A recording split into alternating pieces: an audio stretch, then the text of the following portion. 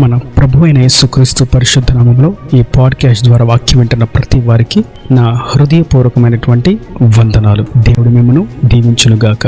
ప్రపంచం అంతా మనం చూస్తూ ఉన్నట్లయితే అనేకమైనటువంటి దేశాలు, అనేకమైనటువంటి ఖండాలు, అనేకమైనటువంటి జాతులు, అనేకమైనటువంటి గృహాలు, అనేకమైనటువంటి కుటుంబాలు. ఒక మాటలో చెప్పాలి అనగా ప్రపంచం అంతా కుటుంబాలు కోట్లాదిగా ఉన్నాయి. కోట్ల కొలది ఉన్నటువంటి కుటుంబాలు, ఒక కుటుంబానికి అనైక్యత, ఒక కుటుంబానికి విధి విధానాలు వేరు, ఒక కుటుంబానికి మరొక కుటుంబానికి వారి ఆరాధ్య దైవాలు వేరు, వారి యొక్క మనుగడ విధానాలు వేరు, వారి భాషలు వేరు, వారి ఆహార విధులు వేరు, వారి జీవన శైలి వేరు. అయితే ఎన్ని కుటుంబాలు ఎన్ని రకాలుగా ఉన్నప్పటికీ ప్రభు ఒక శ్రేష్టమైనటువంటి మాటను నేడు మనకు తెలియజేస్తూ ఉన్నాడు. ఎంతో ప్రాముఖ్యమైనది, ఎంతో అమూల్యమైనది. ఆ మాట మన జీవితంలో గొప్ప ఉజ్జీవాన్ని, సంతోషాన్ని కలిగించేది. అదే ఎఫెసీయులకు రాసినటువంటి పత్రిక 2వ అధ్యాయము 19వ వచనం. కాబట్టి మీరిక మీదట పరజనులను పరదేశులనై ఉండక పరిశుద్ధులతో ఏక పట్టణస్థులను దేవుని ఇంటి వారునై ఉన్నారు. ఎంతో అమూల్యమైనటువంటి మాట. మనము పరజనులము పరదేశులము అయిన వారము కాదు. ఇక మీదట మనం పరిశుద్ధులతో ఏక పట్టణస్థులమై దేవుని ఇంటి వారమై ఉన్నాము. మన ఇంటి పేరు ఆయనై ఉన్నాడు. మనము ఏక పట్టణస్థులమై ఉన్నాము. మన రాజ్యము, మన గృహము అంతా ఒక్కటే, మన పట్టణం ఒక్కటే, మనమందరము ఏకమై ఉన్నాము. ఇంకొక బరువైనటువంటి మాటను మనం చూస్తాము. ఇదే ఎఫెసీయులకు రాసినటువంటి పత్రిక 3వ అధ్యాయము 14వ వచనం. ఈ హేతువు చేత పరలోకమందును భూమి మీదను ప్రతి కుటుంబము ఏ తండ్రిని బట్టి కుటుంబమని పిలువబడుచున్నదో ఆ తండ్రి ఎదుట నేను మోకాల్లోని మీరు అంతరంగ పురుషుని యందు శక్తి కలిగి ఆయన ఆత్మ వలన బలపరచబడినట్లుగా క్రీస్తు మీ హృదయములలో విశ్వాసము ద్వారా నివసించినట్లుగాను తన మహిమైశ్వర్యము చొప్పున మీకు దయచేయవలనని మీరు దేవుని సంపూర్ణత యందు పూర్ణులగునట్లుగా ప్రేమ యందు వేరుపారి స్థిరపడి సమస్త పరిశుద్ధులతో కూడా దాని వెడల్పు, పొడుగు, లోతు, ఎత్తు ఎంతో గ్రహించుకున్నట్టుకును జ్ఞానములకు మించిన క్రీస్తు ప్రేమను తెలుసుకున్నట్టుకును తగిన శక్తి గల వారు కావాలని ప్రార్థించుచున్నాను. ఇక్కడ మనం చూస్తాం ఒక బరువైనటువంటి మాట ఏదనగా భూమి మీద ఉన్నటువంటి ప్రతి కుటుంబము ఏ తండ్రిని బట్టి ఒక కుటుంబం అని పిలువబడుచున్నదో అనగా మనం అర్థం చేసుకోవాల్సింది ఆయన జనులు, ఆయన పేరు పెట్టబడిన వారు, ఆయన కొరకు ప్రత్యేకించబడిన వారు, ఆయనను అంగీకరించిన వారు, పరిశుద్ధతకు పవిత్రతకు కంకణం కట్టుకున్న వారు, పరలోక రాజ్యానికి నిరీక్షణ కలిగిన వారు, విశ్వాసంలో స్థిరత్వం కలిగిన వారు, వీరు ఆయన యొక్క కుటుంబము. ఈ కుటుంబమునకు తండ్రి ఆయన, ఆ తండ్రి ఒక్కడే. కాబట్టి మన పట్టణము ఒక్కటే మరియు మన తండ్రి ఒక్కడే మరియు మన అందరము ఒక్కటే. మన తండ్రి ఒక్కడే, ఆయనే త్రియేక దేవుడు. మరియు మన పట్టణము ఒకటే, అది పరలోక రాజ్యము. స్థిరమైనటువంటి పట్టణము, పరిశుద్ధ పట్టణము, అది మన ఏక పట్టణము. మనందరి యొక్క చిరునామా అది, మన అందరి యొక్క గురి, గమ్యము, నిరీక్షణ అదే. మరియు మనమందరం ఏకమై ఉన్నాము క్రీస్తులో. ఆయన రక్తము చేత, ఆయన శిలువ మరణము చేత, ఆయన మరణ పునరుద్ధానముల చేత మనందరము ఏకమై ఉన్నాము. అందుకే వాక్యం సెలవిస్తుంది, క్రీస్తు శిరస్సు ఉన్నాడు, మీరు అవయవములై ఉన్నారు. ఒక అవయవమును బట్టి మరొక అవయవము ఎక్కువ హెచ్చు తగ్గులు ఏమీ లేవు, కానీ ఏకమై ఉండి ఏ విధంగా దేహముగా మార్చబడుతుందో, ఒక శరీరంగా ఏ విధంగా ఉంటుందో, ప్రతి అవయవము కూడా వాటికి నిర్ణయించినటువంటి పనులు చేయడానికి అనుగ్రహించబడినవి. ఎట్టకేలకు శరీరంలో ఉన్నటువంటి అవయవములన్నీ కలిస్తేనే అది ఒక శరీరము అని ఏ విధంగా పిలువబడుతుందో, పరిశుద్ధులు అందరూ సార్వత్రిక సంఘంగా నిలబడినప్పుడే అది ఒక ఐక్యత కలిగి దేవుని యొక్క పరిశుద్ధమైనటువంటి ఏక జనాంగముగా ఉంటుంది. కనుక నేటి దినాన మనం గుర్తించవలసినటువంటి పాఠ్యం ఏదనగా మనందరం ఒకటే అని అనుకున్నప్పుడు మన యొక్క ప్రార్థనా విధానాలు, మన యొక్క వస్త్రధారణలు, మన యొక్క మాట తీరులు, మన యొక్క పాటలు వీటిని బట్టి కాదు, కానీ దేవుని యొక్క ఆజ్ఞలను మార్చుకుంటూ దేవుని యొక్క జీవము కలిగినటువంటి వాక్యాన్ని వక్రీకరిస్తూ దుర్బోధకులు అనేకులు చుట్టూ ఉంటూ ఉండగా మనము ఐక్యంగా ఉండడానికి దేవుని వాక్యం మనల్ని అంటుకట్టి ఉన్నదా, లేక దుర్బోధకులు దేవుని యొక్క కుటుంబంలో నుండి మనల్ని వేరు చేస్తూ ఉన్నారా అన్న సంగతిని మనము గమనిస్తూ ఉండాలి. కొందరిని చూస్తూ చూస్తూ ఉంటే ఈ సహవాసంలో ఉన్నవారు వేరొక సహవాసంలో ఉన్న వారిని ప్రేమించరు. ఆ సహవాసంలో ఉన్నవారు ఇతర సహవాసంలో ఉన్నటువంటి కాపరులను, సేవకులను ప్రేమించరు. మరియు ఆ సహవాసంలో ఉన్నటువంటి సంఘ కాపరి ఈ సంఘ కాపరిని ప్రేమించడు. వారు జరిగిస్తున్నటువంటి శుభ కార్యాలకు వారిని ఆహ్వానించరు. ప్రేమించలేకపోవట చేత, వారు ఒక కుటుంబంగా భావించకపోవట చేత వారు చీకటి మార్గంలో నడుస్తున్నారు అన్న సంగతి ఎంతో వాస్తవం. అయితే వాక్యం సెలవిస్తుంది, మనందరి యొక్క తండ్రి ఒక్కడే, మనందరి యొక్క పట్టణము ఒక్కటే, మనందరము ఒక్కటే. ఎప్పుడైతే దేవుని యొక్క పరిశుద్ధాత్మ ఐక్యతను కలుగు చేస్తూ మనందరిని ముందుకు తీసుకెళ్తూ ఉంటుందో, అప్పుడు సార్వత్రిక సంఘంగా సిద్ధపరచబడిన వారంగా, అలంకరింపబడినటువంటి వధువు సంఘంగా, ఆయన మహిమకు సమరూపమైనటువంటి మహిమ కలిగినటువంటి వధువుగా ఆయన సిద్ధపరిచి మనలను పరలోక రాజ్యానికి తీసుకుని పోతాడు. అయితే ఎవరైతే ఆయన కుటుంబంలోకి చేరక, మా కుటుంబం వేరు, మా సంఘం వేరు, మా పరిచర్య వేరు, మా విధి విధానాలు వేరు, మా ప్రార్థన వేరు, మా భక్తి వేరు, మా క్రియలు వేరు అని వారిని వారు వేరు చేసుకుంటూ, వారిని వారు ప్రత్యేకించుకుంటూ, వివాహాలు చేసుకోకూడదని, పిల్లలను కనకూడదని,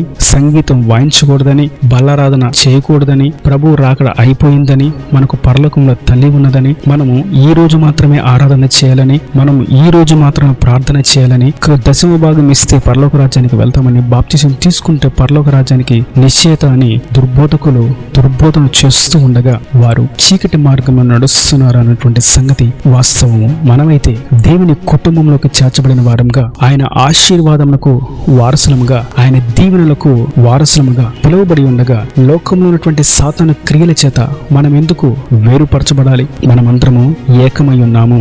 సహవాసులు, మందిర పరిచర్యలు, పిలుపులు, దర్శనాలు వేరే ఉన్నప్పటికీ అందరూ చేసేదే దేవుని పనే. అందరూ దేవుని కొరకే నిలిచి ఉన్నారు. అందరూ దేవుని రాజ్యానికి మాత్రమే వారసులుగా కావలసిన వారై ఉన్నారు. మరికొందరు చూస్తూ ఉంటే వారు వస్తే నేను రాను అని అంటారు. దాని అర్థం, ఒకవేళ వారు పరలోక రాజ్యానికి వెళ్తే వీరు పరలోక రాజ్యానికి రారు అని చెప్తున్నారా అని అన్నట్లయితే అలా కూడా వారు ఒప్పుకోరు. నేను మాత్రమే పరలోక రాజ్యానికి వెళ్తాను, వారు మాత్రం రాకూడదు అని వారిని నిరాకరిస్తూ నరకానికి, పాతాళానికి తోసివేయాలని మాట్లాడుతూ ఉంటారు. వారు దేవుని యొక్క తిన్న త్రోవను విడిచిపెట్టి విశాలమైనటువంటి నరక ద్వారాన్ని ఎంచుకొని ఉన్నారు అని మనకు అర్థమవుతూ ఉంటుంది. వీరు ఎందుకు ఏ కుటుంబంలోకి చేరారు, వీరి దేవుడు ఎవరు, వీరు ఏ పట్టణము కొరకు ఎదురు చూస్తూ ఉన్నారు అన్న సంగతి ఆలోచన కొంచెమైనను లేదే అని మనకు అర్థమవుతుంది. అబ్రహామును చూసినట్లయితే దేవుడు దేనికి శిల్పియు నిర్మాణకుడై ఉన్నాడో ఆ పునాదులు కలిగినటువంటి పట్టణం కొరకు ఎదురు చూస్తూ ముందుకు సాగాడు. ఎవరితో కూడా విభేదాలు పెట్టుకోలేదు. అందరితో సమాధానంగా, ప్రేమతో, ఐక్యతతో ముందుకు సాగాడు.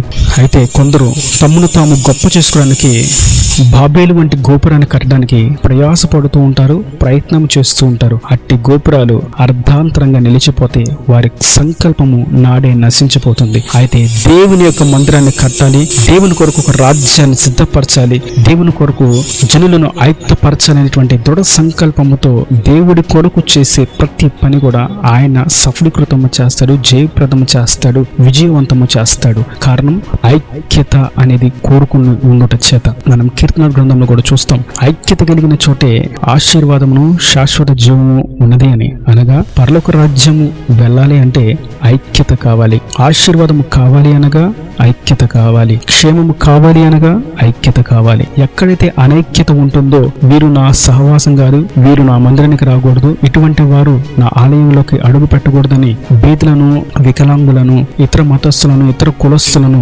వేరుపరుస్తూ వీరికి వీరే వేరు చేసుకుంటూ బాబేలు గోపురాన్ని కట్టుకుంటూ ఉంటే అది దేవుని రాజ్యానికి చేరేటువంటి ఏక కుటుంబము కానే కాదు, అది ఒక కుటుంబము కానే కాదు, ఒక పట్టణమైనటువంటి పరలోక రాజ్యానికి అర్హులు కానే కారు. మరికొందరు వారి కులాల కొరకు ఆరాధన జరిగిస్తారు, వారికి ఇష్టమైనటువంటి సమయాల్లో ఆరాధన జరిగిస్తారు, వారికి ఇష్టమైనటువంటి స్థలాల్లో ప్రార్థన జరిగిస్తారు.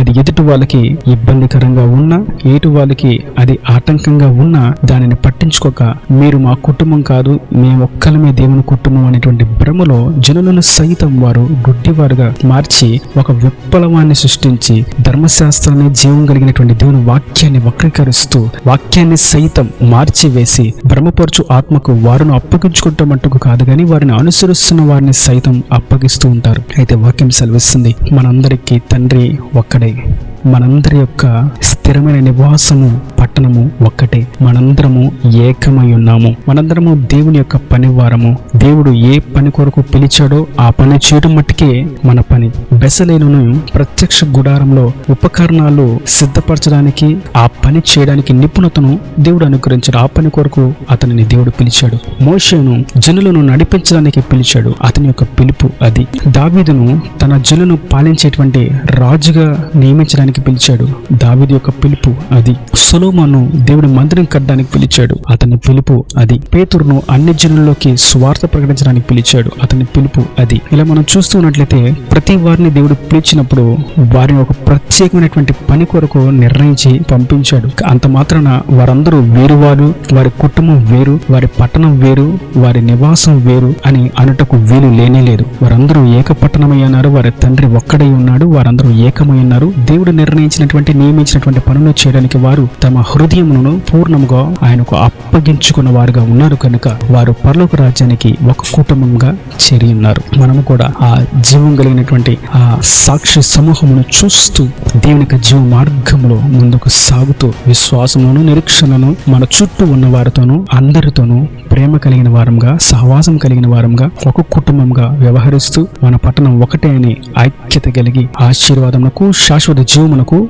వారసులముగా, హక్కుదారులముగా మార్చబడదుము గాక. ఈయన దేవుని మాటలు ప్రతి మన హృదయంలో నీరు కట్టి ఫలింపు చేయను గాక. ఆమేన్. God bless you. తలలు వంచి కన్నుల మూసెట్ట మీ కొరకు చిన్న ప్రార్థన. ప్రేమ స్వరూపీకరణ కటాక్షం గల తండ్రి, నా ప్రభా, ఈ వాక్యం ప్రతి ఒక్క బిడ్డని మీరు కృపతో జ్ఞాపకం చేసుకుని ఉండాలిగా దీవించండి. వారి ప్రతి అవసరం అక్కరని మహిమలో తీర్చండి ప్రభా. మేమందరం ఒక్కటే అని, మాలో ఏ తాత్పర్యాలు, ఏ విభేదాలు, ఏ భేదాభిప్రాయాలు ఉండకూడదని మీరు సెలవిచ్చారు. మరియు మా తండ్రివి నీవే అని మీరు సెలవిచ్చారు. మా యొక్క పట్టణం ఒక్కటే అని, అది పరలోక రాజ్యం అని మీరు తేటగా సెలవిచ్చారు. మీరు సెలవిచ్చినటువంటి నీ అమూల్యమైనటువంటి వాక్కులను బట్టి నీకు స్తోత్రం. ఈ వాక్యం ప్రతి ఒక్క బిడ్డ అట్టి విధంగా ఐక్యత కలిగి సహవాసంలోను, సంఘంలోను, కుటుంబాల్లోనూ ప్రతి చోట ఐక్యమత్యంగా ప్రేమ కలిగిన వారుగా, ఒక కుటుంబంగా, ఒక పట్టణము కొరకు ఎదురు చూస్తున్న వారుగా, సార్వత్రిక సంఘంగా సిద్ధపరచబడినట్లుగా, ఆత్మశక్తి చేత నింపబడినట్లుగా, ఆత్మీయతలో వృద్ధి పొందుకున్నట్లుగా, నీ స్వారూప్యం కలిగినట్లుగా సహాయం చేసి రాకడ రాజ్యానికి సిద్ధపరచమని యేసు పరిశుద్ధ నామమున ప్రార్థించి వేడుకుంటున్నాను తండ్రి. ఆమేన్. ఆమేన్.